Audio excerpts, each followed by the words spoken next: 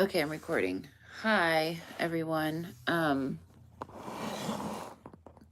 So I'm so fascinated with this archetype thing that I was just reading about from Carolyn Miss. I ordered a few new books and I'm going to start reading out of that. And, this might be really boring for some people, and that's fine. Like I said, I'm doing it, I guess, more for me than anything because so many strange things have happened since my son was, and I'm going to say it offends people, but oh well, get ready to be offended. Since my son was killed in the California court system, ever since that, well, even before when from the time of his birth, where he was 11 pounds 14 ounces, and he got stuck coming out of my birth canal, and that's how he developed cerebral palsy. They had to push him back inside of me, for those who are listening who don't know. And ever since then, well, my whole life has been a series of strange, mystical, just like weird events, even before Bodhi was born. Just everything, a conglomeration of bizarre, fantastical storylines, and I'm trying to figure it all out. And I know, like, part of the chakra system, the third eye, you're not supposed to try to figure things out. But the reason I am is have made so many choices that were detrimental to my children, and not my detriments were not drug use or alcohol. It's the people I've allowed in my life, the people I've believed in. I've sabotaged my own self, my victim, my saboteur, my wounded child. All of these archetypes created the mess that allowed my children to be taken from me. Bodhi killed in the California court system. And my inability to use my voice to speak and not stand up for myself, even before, after his birth, not being able to stick up for myself and stand up to his father and his father's mother. And so I need to figure this out, so I stop creating damage in my own life and the damage of the people that are in my life. I need to put a kibosh on this. So I ordered a couple new books because I'm just going to dig deep in this. And like I said, it might be boring for some people, but you don't have to watch it. I'm going to see what I can learn, So I got two new books, and they're by Carl Jung. I've always loved Carl Jung. My dad was very philosophical. I think I got that from him. Oh, I'm on a low battery. Let's see, 20%. I might have to pause and come back. My cord's not long enough to plug it in. But my dad was very philosophical and loved Robert Frost and Carl Jung, and his favorite lyricist was Leonard Cohen and Bob Dylan. So I just have always been a deep thinker. So I've always loved Carl Jung, and my dad also loved Joseph Campbell, which I intend on ordering some of his books too. I have some of them in storage in Arkansas. Okay, so we're just going to start on this one. So I ordered Man and His Symbols by Carl G. Jung, and the archetypes and the collective unconscious. This is a really thick one, and it might be really dense, but I'm going to dive in. So let's just start. Introduction by John Freeman. The origins of this book are sufficiently unusual to be of interest, and they bear a direct relation to its contents and what it sets out to do. So let me tell you just how it came to be written. One day in the spring of 1959, the British Broadcasting Corporation invited me to interview for British television Dr. Carl Gustav Jung. The interview was to be done in depth. I knew little enough at that time about Jung and his work, and I at once went to make his acquaintance at his beautiful lakeside home in Zurich. That was the beginning of a friendship that meant a great deal to me and, I hope, gave some pleasure to Jung in the last years of his life. The television interview has no further place in this story, except that it was accounted successful and that this book is by an odd combination of circumstances an end product of that success. One man who saw Jung on the screen was Wolfgang Voges. Let's see. Where was I? Managing director of Aldous Books. Voges had been keenly interested in the development of modern psychology since his childhood. When he lived near the Freuds in Vienna, and as he watched Jung talking about his life and work and ideas, Voges suddenly reflected what a pity it was that, while the general outline of Freud's work was well known to educated readers all over the Western world, Jung had never managed to break through to the general public and was always considered too difficult for popular reading. Voges, in fact, is the creator of Man and His Symbols. Having sensed from the TV screen that a warm personal relation existed between Jung and myself, he asked me whether I would join him in trying to persuade Jung to set out some of his more important and basic ideas in language, and at length would be intelligible and interesting to non-specialist adult readers. I jumped at the idea and set off once more to Zurich, determined that I could convince Jung of the value and importance of such a work. Jung listened to me in his garden for 2 hours, almost without interruption, and then said no. He said it in the nicest possible way, but with great firmness. He had never in the past tried to popularize his work, and he wasn't sure that he could successfully do so now. Anyway, he was old and rather tired and not keen to take on such a long commitment about which he had so many doubts. Jung's friends will agree with me that he was a man of most positive decision. He would weigh up a problem with care and without hurry, but when he did give his answer, it was usually final. I returned to London greatly disappointed, but convinced that Jung's refusal was the end of the matter. So it might have been, but for 2 intervening factors that I had not foreseen. One was the pertinency of Voges, who insisted on making one more approach to Jung before accepting defeat. The other was an event that, as I look back on it, still astonishes me. I love astonishing events. Let's see what happened. I'm excited to find out. The television program was, as I have said, accounted successful. It brought Jung a great many letters from all sorts of people, many of them ordinary folk, with no medical or psychological training, who had been captivated by the commanding presence, the humor, and the modest charm of the very great man, and who had glimpsed in his view of life and human personality something that could be helpful to them. And Jung was very pleased, not simply at getting letters, his mail was enormous at all times, but at getting them from people who would normally have no contact with him. It was at this moment that he dreamed a dream of the greatest importance to him. As you read this book, you will understand just how important that can be.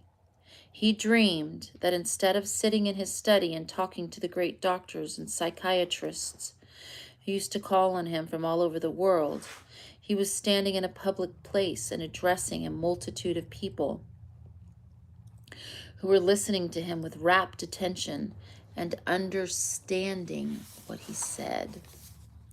When a week or 2 later, Voges renewed his request that Jung should undertake a new book designed not for the clinic or for philosophers' study, but for the people in the marketplace, Jung allowed himself to be persuaded. He laid down two conditions. First, that the book should not be a single-handed book, but the collective effort of himself and a group of his closest followers, through whom he had attempted to perpetuate his methods and his teaching. Secondly, that I should be entrusted with the task of coordinating the work and resolving any problems that might arise between the authors and the publishers. Lest it should seem that this introduction transgress the bounds of reasonable modesty, let me say at once that I was gratified by this second condition, but within measure, for it very soon came to my knowledge that Jung's reason for selecting me was essentially that he regarded me as being of reasonable, but not exceptional intelligence, and without the slightest serious knowledge of psychology. Thus I was to Jung, the average reader of this book. What I could understand would be intelligible to all who would be interested. What I boggled at might possibly be too difficult or obscure for some.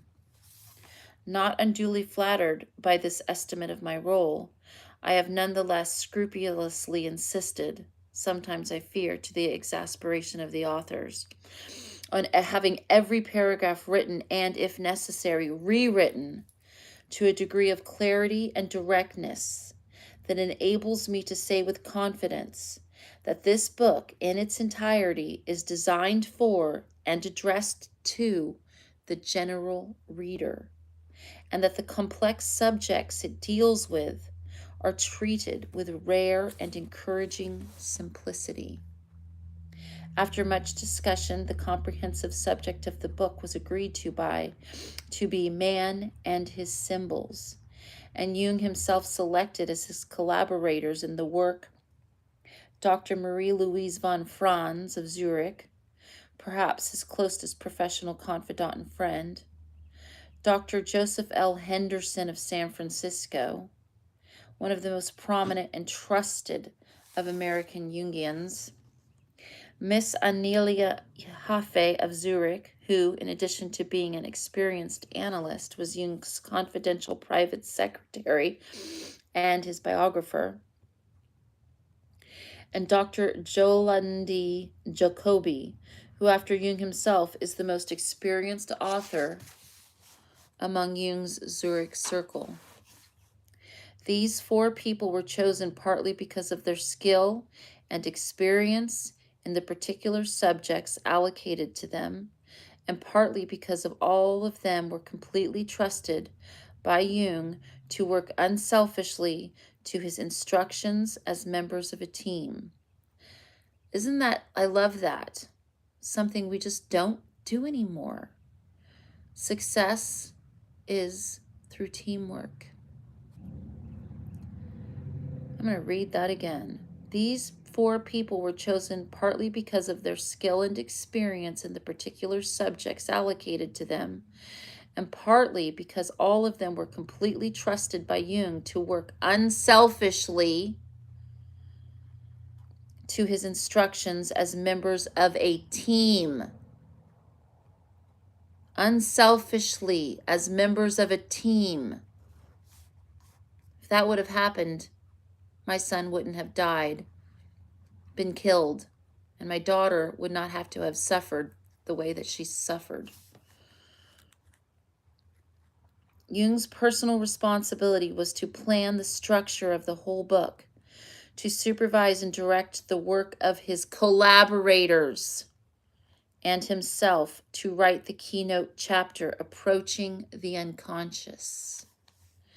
The last year of his life was devoted almost entirely to this book, and when he died in June 1961, his own section was complete.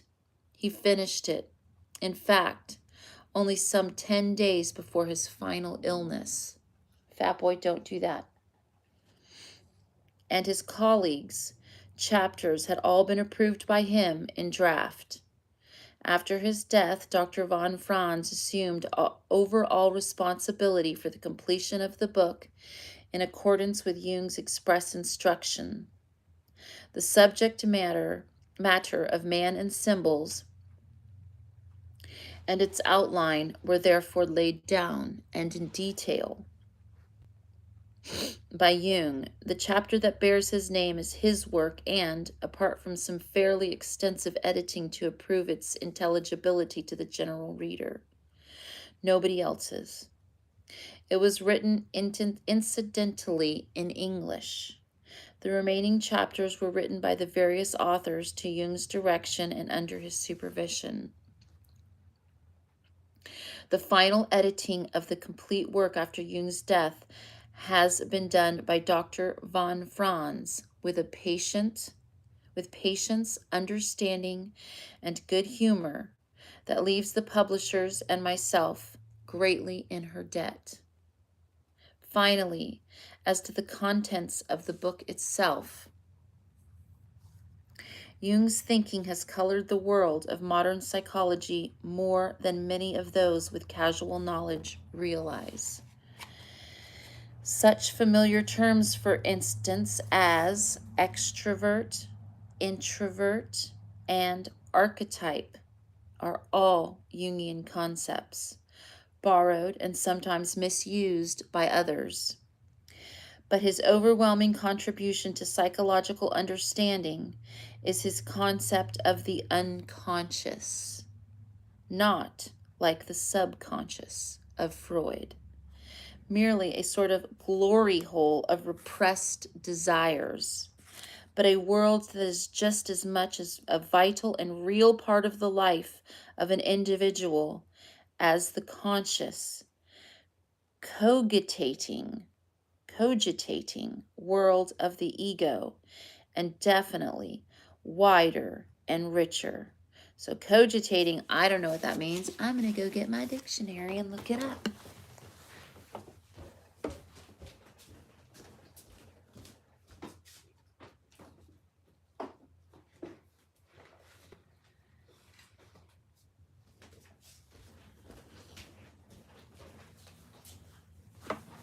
Dictionary.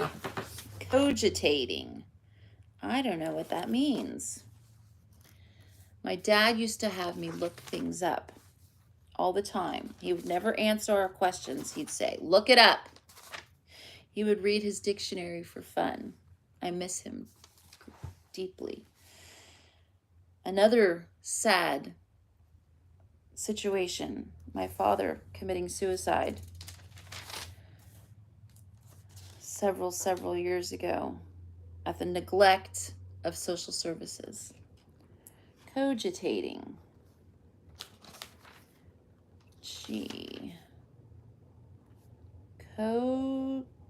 Cognition. Cognizable, cognizance. Cogitate. Here we go.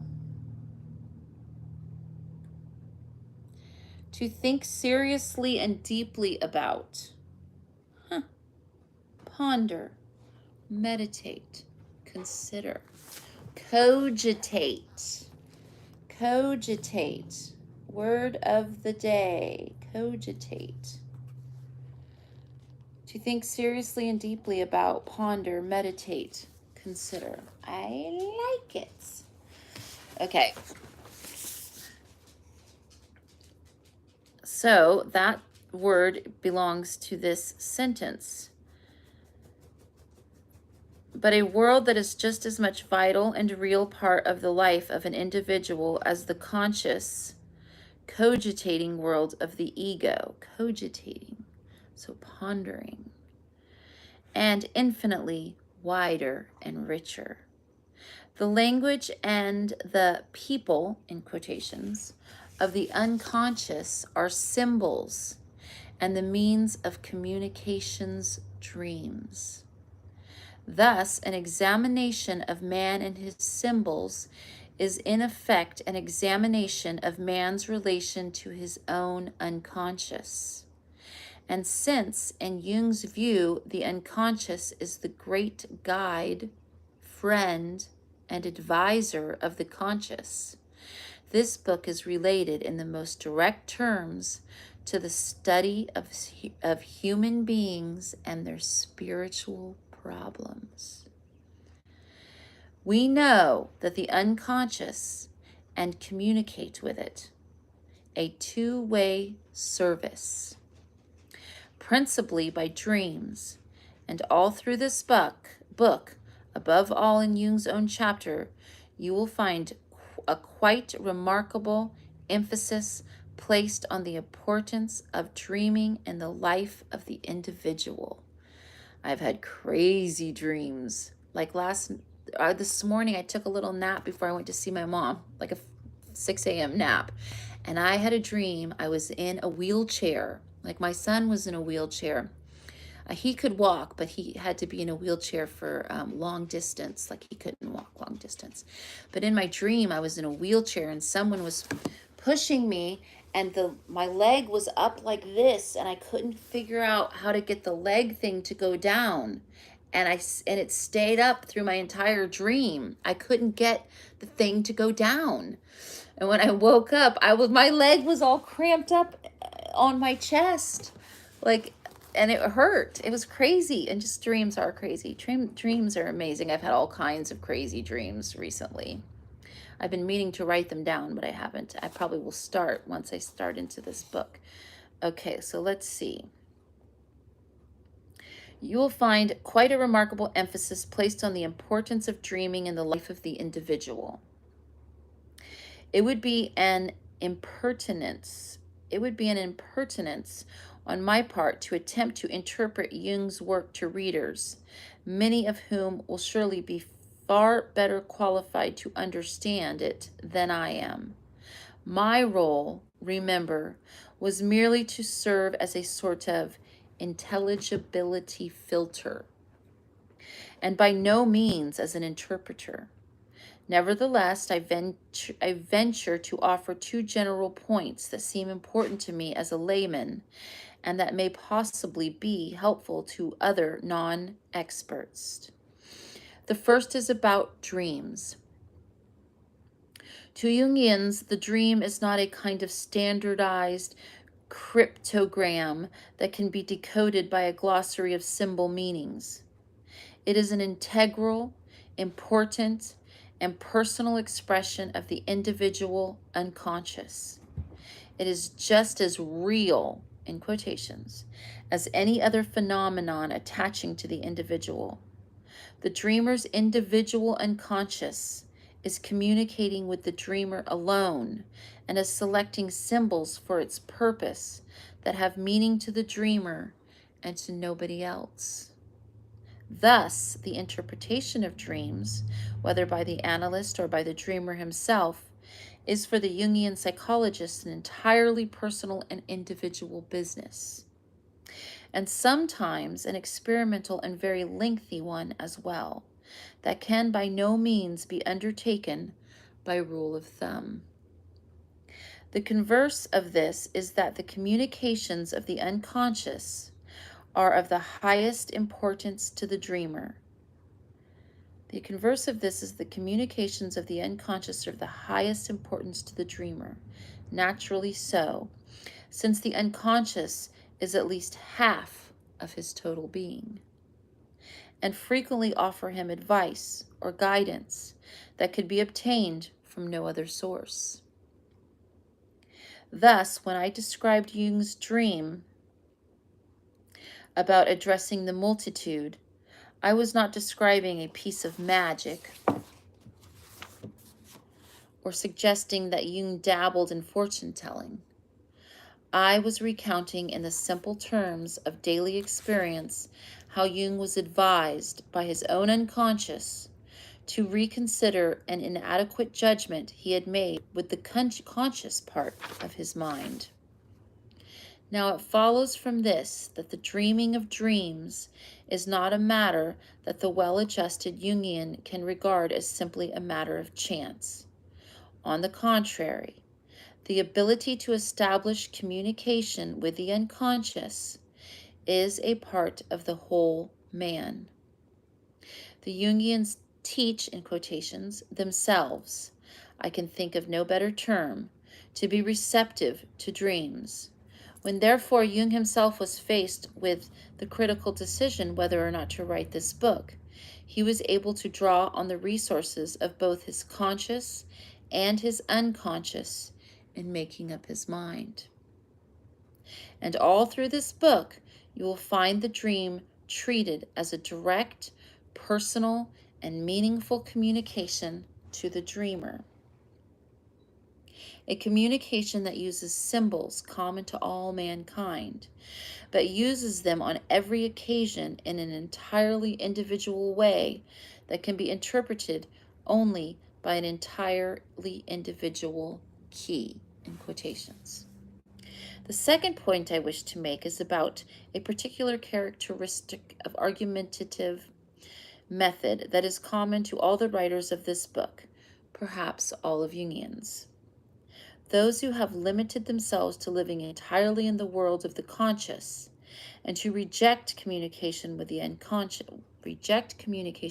the unconscious bind themselves by the laws of conscious formal life with the infallible, but often meaningless, logic of the algebraic equation.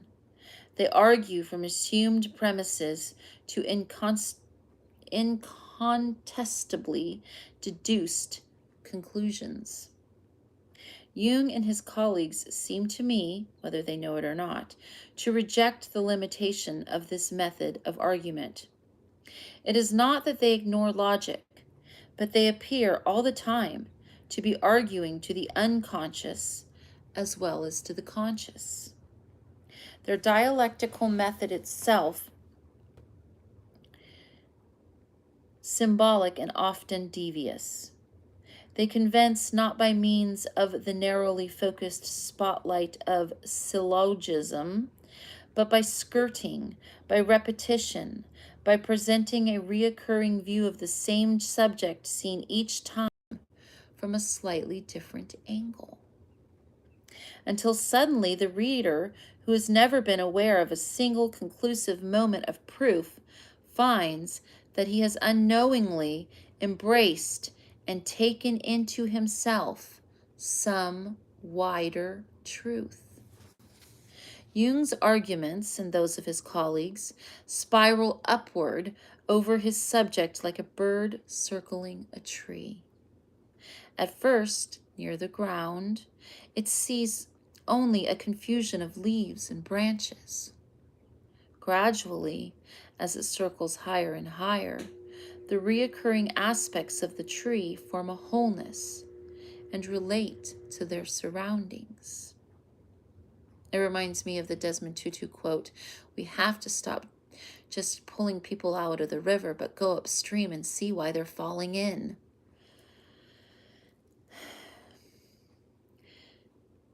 Some readers may find this spiraling method of argument obscure, even confusing for a few pages. But not, I think, for long. It is characteristic of Jung's method, and very soon the reader will find it carrying him with it on a persuasive and profoundly absorbing journey. The different sections of this book speak for themselves and require little introduction from me. Jung's own chapter introduces the reader to the unconscious, to the archetypes and symbols that form its language, and to the dreams by which it communicates. Dr. Henderson in the following chapter illustrates the appearance of several archetypal patterns in ancient mythology, folk legend, and the primitive ritual. Dr. von Franz, in the chapter entitled "The Process of Individuation," describes the process by which the conscious and the unconscious within an individual learn to know, respect, and accommodate one another. In a certain sense, this chapter contains not only the crux of the whole book, but perhaps the essence of Jung's philosophy of life. Man becomes whole, integrated, calm, fertile, and happy when, and only when, the process of individuation is complete. When the conscious and the unconscious have learned to live at peace and to complement one another. Miss Jaffe, like Dr. Henderson, is concerned with demonstrating in the familiar fabric of the conscious man's reoccurring interests in, almost obsession with, the symbols of the unconscious. They have for him a profoundly significant, almost a nourishing and sustaining inner attraction, whether they occur in the myths and fairy tales that Dr. Henderson analyzes, or in the visual arts, which, as Miss Jaffe shows, satisfy and delight us by constant appeal to the unconscious. Finally, I must say a brief word about Dr. Jacoby's chapter, which is somewhat separate from the rest of the book. And it is, in fact, an abbreviated case history of one interesting and successful analysis. The value of such a chapter in a book like this is obvious, but 2 words of warning are nevertheless necessary. First, as Dr. von Franz points out, there is no such thing as a typical Jungian analysis. There can't be, because every dream is a private and individual communication, and no 2 dreams use the symbols of the unconscious in the same way. So every Jungian analysis is unique, and it is misleading to consider this one, taken from Dr. Jacoby's clinical files, or any other one there has ever been, as representative, in quotation, or typical, in quotation. All one can say of the case of Henry and his sometimes lurid dreams is that they form one true example of the way in which the Jungian method may be applied to a particular case. Secondly, the full history of even a comparatively uncomplicated case would take a whole book to recount. Inevitably, the story of Henry's analysis suffers little in compression. The references, for instance, to the I Ching have been somewhat obscured and lent an unnatural, and to me unsatisfactory, flavor of the occult by being presented out of their full context. Nevertheless, we concluded, and I'm sure the reader will agree, that with the warnings duly given, the clarity, to say nothing of the human interest of Henry's analysis, greatly enriches this book. I began by describing how Jung came to write Man and His Symbols. I end by reminding the reader of what a remarkable, perhaps unique, publication this is. Carl Gustav Jung was one of the great doctors of all time and one of the great thinkers of this century. His object always was to help men and women to know themselves, so that by self-knowledge and thoughtful self-use, they could lead full, rich, and happy lives. At the very end of his own life, which was as full, rich, and happy as any I have ever encountered, he decided to use the strength that was left to him to address his message to the wider public than he ever tried to reach before. He completed this task and his life in the same month. This book is his legacy to the broad reading public. I'm excited. Approaching the Unconscious. Carl Jung. I'm excited. Anyway, so what we're going to be doing on the channel from here until it's over. I have another book I might read every once in a while too. But Man and His Symbols by Carl Jung. And the word of the day was cogitate. It's new for me. Cogitate. To think seriously and deeply about, ponder, meditate, consider. All right. Have a wonderful Sunday. And if I don't reply to chats, it's because I'm reading. And Zach, I'm doing well. Thank you for asking.